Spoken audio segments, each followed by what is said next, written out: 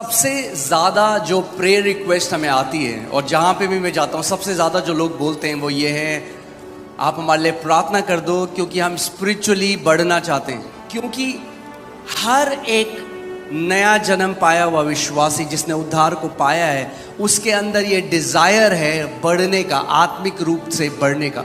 मगर कई विश्वासियों को नहीं पता कैसे बढ़ना है, मगर डिज़ायर है। आज मैं आपको जो शिक्षा देना चाहता हूँ वो इसी विषय में है कि कैसे आप आत्मिक रूप में बढ़ सकते हैं। क्योंकि आत्मा में बढ़ना और ग्रो करना एक ऑप्शन नहीं है, ये बहुत ही ज़रूरी है। क्योंकि अगर आप आत्मा में बढ़े नहीं, अगर आप स्पिरिचुअली मैच्योर नहीं हुए तो आप कभी भी प्रभुता नहीं कर पाएंगे। आपके पास अधिकार है, आपके पास पवित्र आत्मा है, You have the authority. आपके पास परमेश्वर का वचन है, You have the Holy Spirit in the Word. मगर आप कभी भी प्रभुता में नहीं चल पाएंगे। इसीलिए आज मैं चाहता हूँ आप आज का वचन ध्यान धर कर सुने, किसी को भी अपने आप को डिस्ट्रैक्ट ना होने दें। जानते हैं जब एक बच्चा पैदा होता है वो बच्चा कंप्लीट है, संपूर्ण है, मगर मैच्योर नहीं है। उस बच्चे के अंदर सारे अंग है, He has all the organs. कुछ और अंग अब डालने की जरूरत नहीं है कि वो इंसान बन जाए। इंसान के अंदर जो सारे अंग होने चाहिए उस बच्चे के अंदर हैं, मगर फिर भी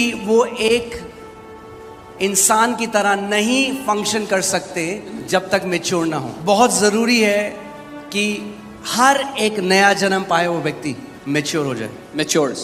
बहुत ज़रूरी है कि आप मैच्योर हो। तीसरा यूहन्ना उसका पहला चैप्टर उसकी दूसरी आयत देखिए क्या लिखा है यहाँ पे। हे प्रिय, मेरी ये प्रार्थना है कि जैसे तू आत्मिक उन्नति कर रहा है वैसे ही तू सब बातों में उन्नति करे और भला चंगा रहे। तो परमेश्वर का वचन कह रहा है जो आपकी आत्मिक उन्नति है, अगर आप आत्मिक रीति से उन्नति कर रहे हैं, it should impact every area of your life. वो आपके जीवन के हर एक क्षेत्र पर प्रभाव डालेगा। सो आपकी आत्मिक उन्नति केवल आपकी आत्मिक उन्नति के लिए नहीं है, आपकी आत्मिक उन्नति आपको भला चंगा रखेगी और आपकी आत्मिक उन्नति हर एक एरिया में वो मैनिफेस्ट होगी, प्रकट होगी। कितने लोग समझ रहे हैं मेरी बात को? बोलो पवित्र आत्मा मेरी मदद कर कि मैं आत्मिक उन्नति कर सकूं। Say after me, Holy आपको Spirit. पहले बताया, it's not an option, it's not an option. मैंने पहले कहा ये चुनने की बात नहीं है। You have to mature in the kingdom. आपको राज्य में सयाना होना होगा। आमीन। आपको 3 स्टेजेस बताऊंगा और उसके बाद बताऊंगा कि कैसे हम लोग मैच्योर हो सकते हैं। पहली स्टेज, जब कोई व्यक्ति नया जन्म पाता है तो पहली जो स्टेज है वो इन्फेंटहुड, या जब नवजात शिशु जो हम कहते हैं, जब एक छोटा बच्चा होता है जो दूध पीता है, वो पहली स्टेज है। तो आप आए, आपने प्रभु यीशु मसीह को ग्रहण किया, आपने उद्धार पाया, You receive salvation. अभी आत्मा में आप एक शिशु हैं, नवजात शिशु हैं। पहला पत्रस 2:2 देखते हैं पहले। इसमें लिखा है, नए जन्मे हुए बच्चों के समान निर्मल आत्मिक दूध की लालसा करो ताकि उसके द्वारा उद्धार पाने के लिए बढ़ते जाओ। कैसे ग्रो करोगे आप? How will you grow? आप किसी की प्रार्थना से ग्रो नहीं कर सकते। बहुत सारे मसीह लोग आज शॉर्टकट ढूंढ रहे हैं परमेश्वर के राज्य में। परमेश्वर के राज्य में कोई शॉर्टकट नहीं है। बोलो कोई शॉर्टकट नहीं है। बढ़ोतरी एक प्रक्रिया है। I said growth is a process. मैंने कहा बढ़ोतरी एक प्रक्रिया If है। you want to grow, you will have to go through a process. अगर आपको बढ़ना है तो एक प्रक्रिया में से गुजरना होगा। शॉर्टकट हमेशा हार्मफुल होता है, मगर जब प्रोसेस से एक व्यक्ति जाता है वो हमेशा से उसके लिए पहुंच जाती है। बाइबल हमें बता रही है अगर आप आत्मिक रीति से ग्रो करना चाहते हैं, सबसे पहले आपको उसके वचन को डिजायर करना पड़ेगा और ऐसे लालसा करनी है वचन की जैसे एक नवजात शिशु दूध की लालसा करता है। ऐसे एक बच्चे को सिंपल शिक्षा की जरूरत है, वैसे ही स्पिरिचुअल ग्रोथ भी सिंपल शिक्षा से शुरू होती है। यूहन्ना 2 उसकी 12वीं आयत से देखेंगे हम। हे बालकों, मैं तुम्हें इसीलिए लिखता हूं कि उसके नाम से तुम्हारे पाप क्षमा हुए हैं। यानी जब नया जन्म कोई पाता है, जो सबसे पहली शिक्षा उन्हें सुनने की जरूरत है वो ये है कि प्रभु यीशु मसीह के नाम से, उसके लहू के द्वारा उनके पाप क्षमा हुए हैं और परमेश्वर उनसे प्रेम करता है। तो आपने नया जन्म पाया, थोड़ा सा पढ़ो बाइबल, फिर जब टाइम मिले फिर थोड़ा पढ़ो, फिर थोड़ा और पढ़ो, हल्के हल्के एपिटाइट बढ़ने लग जाएगी। जब एक बच्चा एक घर में पैदा होता है तो उसको अनकंडीशनल लव दिया जाता है बिना एक्सपेक्टेशन के साथ, अनकंडीशनल लव। सो जब आप मसीह में आए हो, अगर आपका नया जन्म हुआ है तो आपको सबसे ज्यादा इस चीज पे अपनी नींव बनाने की जरूरत है। परमेश्वर एक अच्छा पिता है और वो अनकंडीशनली प्यार करता है आपसे। पहला जब बेबीहुड है आपका, जब आपका बेबीहुड है, जब आप ग्रो कर रहे हो, अपनी स्पिरिचुअल ग्रोथ को ग्रो कर रहे हो, अगर आप स्पिरिचुअली बढ़ना चाहते हो तो सबसे पहले आपको किंडरगार्टन ज्वाइन करना पड़ेगा। 12th क्लास की पढ़ाई मत करो। कुछ लोग पास्टर जी गूढ़ शिक्षा दो, गूढ़। मैंने तुम्हें गूढ़ शिक्षा जो चाहिए वो अभी ये है कि परमेश्वर तुमसे प्यार करता है, सबसे गूढ़ शिक्षा लो अभी। जितना स्ट्रॉन्ग आपका फाउंडेशन होगा उतनी ऊंची आपकी बिल्डिंग होगी। कोई नहीं देख रहा, When nobody is looking. आप कमरे में जा रहे हो, परमेश्वर के साथ आप इंटीमेसी में बढ़ रहे हो, किसी को नहीं दिख रहा कुछ। Nobody can see लोग कह रहे anything. क्या हुआ तेरे साथ, कुछ भी तो नहीं हो रहा। वैसी है तेरी लाइफ, 1 साल हो गए, 2 साल, उनको पता ही नहीं है अंदर ही अंदर आप बहुत स्ट्रॉन्ग नींव डाल रहे हो। यीशु मसीह ने क्या बोला, जब प्रार्थना करो तो कमरे में जाओ, दरवाजा बंद करो, और जो पिता अनदेखे में देखता है तुम्हें सबके सामने पुरस्कार देगा। तो बेस्ट फाउंडेशन बनाने का तरीका बताऊं, बेस्ट सुबह शाम अपने आप को रिमाइंड करो, स्मरण कराओ, परमेश्वर मुझसे अनंत से प्रेम करता है। Word of God. आप परमेश्वर के चहेते हो। आपको उसके प्रेम में जड़ पकड़ लेनी है। The strongest foundation you can make is that your heavenly father loves you with an everlasting love. यही आपकी जड़ होनी चाहिए कि आपका स्वर्गीय पिता आपसे अनंत के प्रेम से प्रेम रखता है। रिस्पॉन्सिबिलिटी बाद में आती है। कई लोग नया जन्म पाते हैं, कहते हैं हमें इवेंजलिस्ट बनना है। अरे इवेंजलिस्ट बाद में बनना, पहले बेटा बन जाओ। हमें मिनिस्ट्री करनी है, मिनिस्ट्री करनी है। We want to do ministry. करना, मिनिस्ट्री भी करना, Yeah, do ministry later. पहले प्रेम में सशक्त हो जाओ, पहले फाउंडेशन तो डालो। बोलते हैं हमें मिनिस्ट्री करनी है, 6 महीने बाद दिखते ही नहीं कहाँ है। पहले उसको आपसे प्यार करने दो। Late him love you first. पहले उसको आपसे पहले प्यार करने पिता को आपको प्यार करने दो। ये जो समय है ये वापस नहीं आएगा, बाद में रिस्पॉन्सिबिलिटी भी देगा वो, मगर अभी But right now, रिसीव करो उसके प्यार को। love. सुबह शाम Day and night. Worship him, आराधना करो, अडोर हिम सराहो उसको, and let him love you. और उसको आपसे प्यार करने दो। 3 चीजें चाहिए आपको। अगर ये 3 चीजें आपके जीवन में हैं तो आपको ऊंचा जाने से कोई नहीं रोक सकता, आपको मैच्योर होने से कोई नहीं रोक सकता। पहला है परमेश्वर का वचन, दूसरा है प्रार्थना का जीवन, और तीसरा है परमेश्वर के घर में जड़ पकड़ना। मैं फिर से बोलता हूँ इस बात को, पहला है परमेश्वर का वचन, दूसरा है प्रार्थना के जीवन में रहना, और तीसरा है परमेश्वर के भवन में जड़ पकड़ना। अगर ये 3 चीजें आपके जीवन में हैं, कीप ऑन ग्रोइंग, आप बढ़ते चले जाएंगे। आमेन। और फादर्स का मेरे पास टाइम नहीं है बताना, बट जो फादर्स के लिए जो तीसरी स्टेज है, जब आप फादरहुड में चले जाते हो, वो तब है जब आप अपने लिए जीना छोड़ देते हो और अब जो पिता है वो जैसा है वैसा जानने लग जाते हो। अब आपके जीवन की जो इच्छा है वो है पिता की इच्छा को पूरा करना। यीशु मसीह ने कहा मेरा जो खाना है वो पिता की इच्छा को पूरा करना है। दाऊद क्या कहता है, मैं तेरे वचन को पाकर ऐसा रिजॉइस करता हूं जैसे बड़ा खजाना मैंने पाया है। 3 चीजें हैं जिससे आप वचन से रिसीव कर सकते हो। 3 things you can receive. उसको सुनकर, लगातार बोलकर और उसको देखकर। सो जैसे वचन में लिखा है, मैंने तुझे दीर्घायु से तृप्त किया है। अब आप चाहते हो ये प्रॉमिस एक्टिवेट हो जाए आपके जीवन में, तो क्या करो, इसको लगातार बोलो, इसको लगातार सुनो, Hear it continuously. और इसको देखो, अपने आप को दीर्घायु देखो, अपने बच्चों को ब्लेस करते हुए देखो अपने आप को। मगर इस सब को मेडिटेशन के अंदर ये तीनों चीजें आती है, सुनना, बोलना और देखना।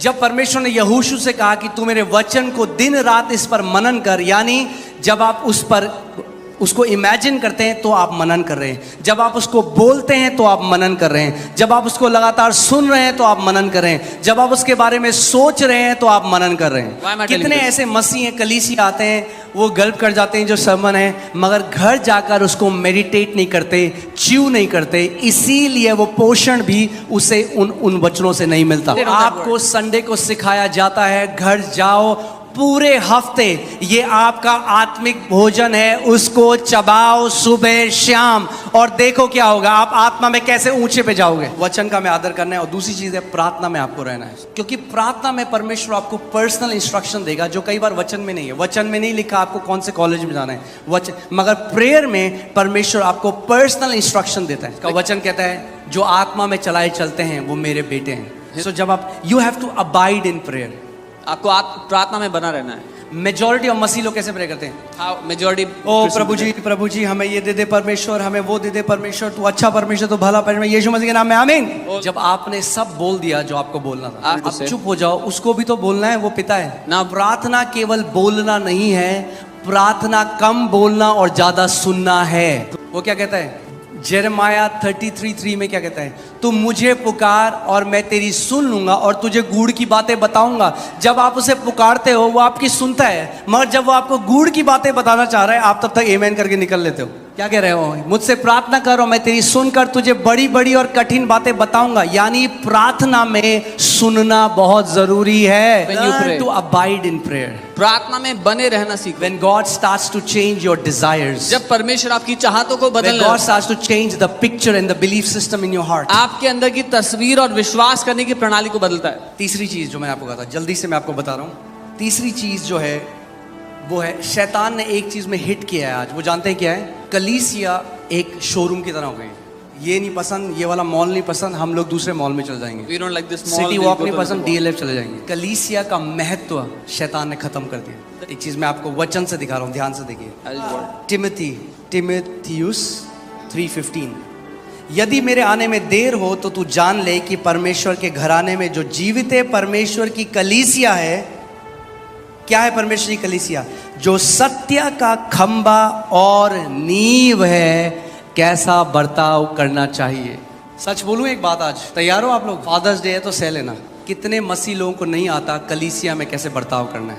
वो सोचते हैं, कई आते हैं, वो आप जानते हैं यहाँ पे जो वॉलंटियर्स हैं जो सेवा कर रहे हैं, तो आप में से हैं लोग, कई लोग उनके साथ इतना बुरा बर्ताव करते हैं। जब मेरे पास रिपोर्ट आती है, एक व्यक्ति है, उन्होंने उठ के एक बहन के हाथ को झटक कर वो चले गए, क्योंकि उन्होंने अपनी सीट के बगल में केला रख के सीट रिजर्व करी थी और उस बहन ने कहा कि बाहर लोग खड़े हैं, आप प्लीज केला हटा दीजिए। ये पिक्चर ऑल थोड़ा है कि आप सीट रिजर्व कर रहे हो किसी की। बाहर कितने लोग गर्मी में हैं, जबकि एक व्यक्ति ने 6 सीटें रिजर्व कर रखी थी। अब नहीं होती हैं, पर मैं आज आपको सच बोल रहा हूं, तो सुनो इस बात को। ये परमेश्वर का घर है और हमें सीखना है यहाँ पे कैसा बर्ताव करना है। हॉस्पिटैलिटी इंडस्ट्री नहीं है, वेटर नहीं है, वॉलंटियर्स आपके आप में से ही आपके बेटे और बेटियां, आपके भाई बहन हैं। वो मंडे से सैटरडे तक नौकरी करते हैं, सुबह 6 बजे यहाँ पे आते हैं और रात को 7-8 बजे जाते हैं। तो बता रहा हूँ, मुझे कोई वो नहीं है मोह भीड़ से।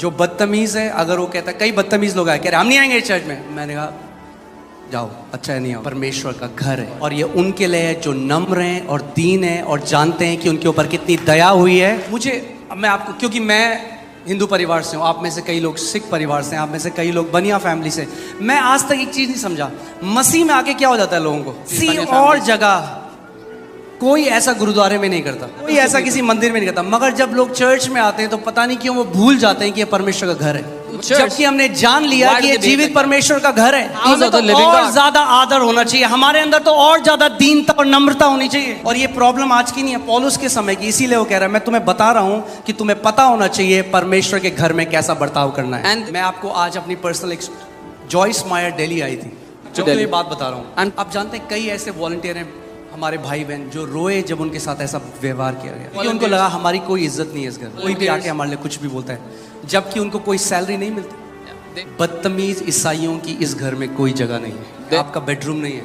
ये परमेश्वर का घर है। यहाँ पे कुछ कायदे कानून है, यहाँ पे कुछ प्रोटोकॉल है, कुछ प्रिंसिपल्स हैं, कुछ वैल्यूज हैं जिसके द्वारा ये घर चलता है। मैं नहीं आऊंगा अगले संडे से, परमेश्वर 100 और को लेकर आएगा। मैं जो परमेश्वर के दासी जॉइस में रहे उनकी मीटिंग में गया, मुझे फीवर था, मगर मेरे अंदर एक जलन थी परमेश्वर, फीवर में तप रहा था, बहुत कमजोर था। I was very weak in पूरी fever. भीड़ थी, ऑडिटोरियम भरा हुआ था। मुश्किल से चढ़ते चढ़ते मैंने एक जगह ढूंढी, Some place. वहाँ पे एक फैमिली थी, एक हस्बैंड वाइफ थे, Wife उनके was बच्चे seated. थे और उन्होंने उनके बगल में 4 सीटें रोकी हुई। And- और मैं जैसे ही वहाँ बैठने के लिए गया, उन्होंने कहा no brother, family is coming. हमारे परिवार के लोग आ रहे हैं।